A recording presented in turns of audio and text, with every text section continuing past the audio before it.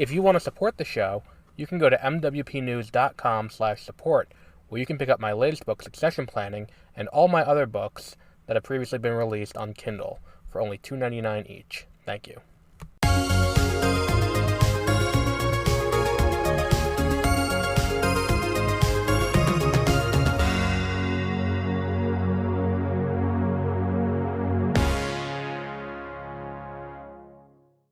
Good morning and welcome to the Backlog Files. I am Adam.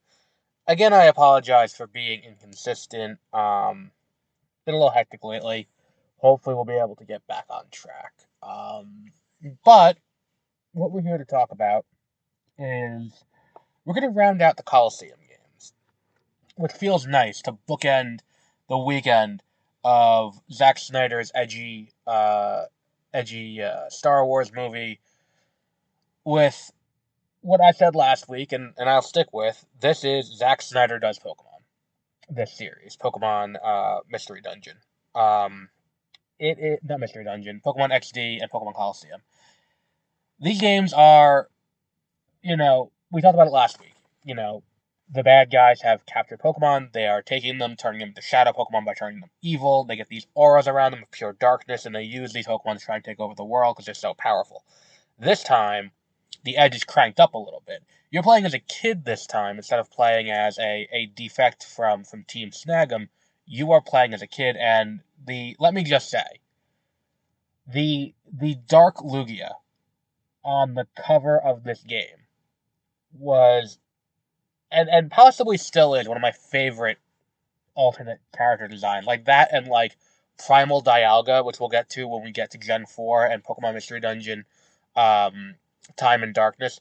Primal Dialga is probably one of my favorite alternate color schemes. This Lugia is up there though.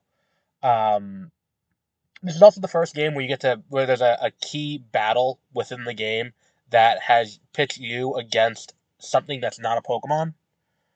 Which is something that always stood out to me. This is when you fight that what's it called? There's that guy in the robot Groudon costume or suit, and that's all kind of cool. I think this game is stronger all around because it does a lot.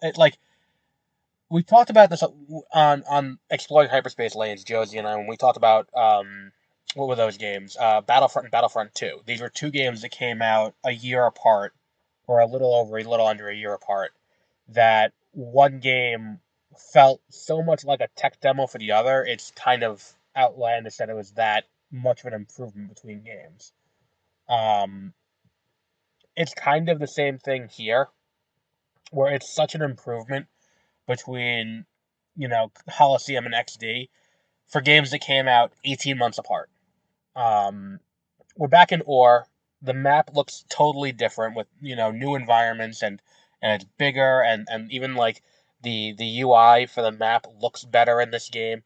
There are tons of things for you to do in this game besides just battle through the story and then Coliseum mode. There's Battle Bingo, which is really cool. The Battle Mountain is back, or Mount Battle, whatever the fuck it was called. Like, that's all back and really cool and fun. There's the Battle CD thing, which is they put you in these scenarios where you had to win the battle, to get other currency that you can use to do it. You could get like so many more legendary Pokemon. Like Togepi is in the game. He's not legendary, but Togepi is in the game. You can get the Togepi egg, and you can you could trade it for an Elekid, but why would you do that? You get the Togepi. You can trade Mew from Emerald if you got Mew through the Faraway Island event. And then what's it called? And that had some cool little side effects that you could do. The Purification Chamber, I think, is a better system for purifying Pokemon because, let's be honest, as the player, there's very little benefit to you keeping the Pokemon Shadow. You're better off purifying them and then moving on and being like, okay, so now I have this. It's got more experience. The Purification Chamber system is so much better for that. And it makes a lot of sense. I think giving you an EV2 in this game was a cool way to allow you more leeway to evolve and move your party the way you want to and have it be the way you want. we got our first. I think this is the first introduction to Bonsly and Munchlax, both of which Munchlax appears in cutscenes where if you use the wild Pokemon spots and you go there's the option there's a random event where a Bonsly could show or a Munchlax could show up owned by a trader and he'll eat your food. Um, Alternatively, there's also the Bonsly, in Battle Bingo, where you can play with him temporarily and then, and get a picture of him for the game. Like it's cool little things like that. Now, my one complaint about the spots, the Poke spots, which is where how you caught wild Pokemon, and again, I talk about all of the expansions and stuff in Gen 3 as like this is a way to get the Gen 2 Pokemon in and get you to pay to do that because, again, let's be honest, there was a world in which Pokemon Ruby and Pokemon Sapphire out of the gate had all the Pokemon in it because I think there are mods for Pokemon Ruby and Sapphire where they modify in all 386 Pokemon are in the base game, modified in various routes. That way, there is always a way you can get every single Pokemon in the game without having to trade, except for trade evolutions. But even then, there's a way to get around that. The issue is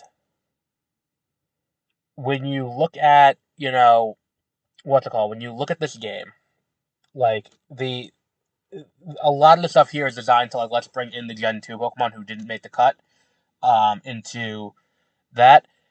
The Pokespots, the only one who's really an interesting addition is Gligar, only because I don't remember how available Gligar was in Fire and Leaf Green off the top of my head. But beyond that, there's really nothing that works. There's nothing there that's like, oh, this is something that I need to get because I can't get it from any of the other games. And when you look at the list, like let's just go through the list real quick, courtesy of Cerebi. Like the list are for the rock ground spot, there's Sandshrew, Gligar, Trapinch, and even so, keeping in mind this is Gen 2, Gligar doesn't evolve yet. You don't get Glysaur, who actually has some power to him. Like Trapinch is good, but I don't remember if you could trade, and you were able to trade out of the gate because I was trading out of the gate when I had the game. Yeah. Then you get Hoppib, who's not great. Phanpy or Surskit from the Oasis spot. Surskit and Phanpy are both readily available, and Hoppib I don't think is that good of a thing for a common. And then the cave spot, the rare is Wooper, and I don't remember if Wooper is in Ruby and Sapphire off the top of my head. But Aaron definitely is, and Zubat definitely is. And again, I don't know if any of these are really worth taking the time to go into and being like, boom, let's go in and play these and see what it is. And add these in. That said, I think there's a lot of improvements to this that make this fundamentally a better game than Colosseum. And I'm actually curious as to why, considering the long trail that has come out of this, to the point where we talked about it last week. Pokemon Go includes Shadow Pokemon because they've captured people's imaginations to that degree that it's like we need to have this in like we're gonna introduce this mechanic into this game. Like the question I have fundamentally is why haven't we revisited this? Why haven't we at least ported these two games to the Switch? And I leave it there. Now, as for our ranking, let's go over to our ranking that we have so far with Pokemon XD now. I know where it's going to go after this. Number 15, we have Hey You Pikachu. Number 14, we have Pokemon Pinball. Number 13, we have Pokemon Puzzle Challenge, Pokemon Puzzle League. Number 12, we have Pokemon Trading Card Game. Number 11, we have Red and Blue. Number 10, we have Stadium. Number 9, we have Stadium 2. Number 8, we have Snap. Number 7, we have Yellow. Number 6, we have Gold. Number 5, we have Crystal. Number 4, we have Fire Red and Leaf Green. Number 3, we have Colosseum. Number 2, we have Ruby and Sapphire. Number 1, we have Emerald. This is the new number 3 because it's going to take over for XD, for Colosseum, because it's just a better game all around.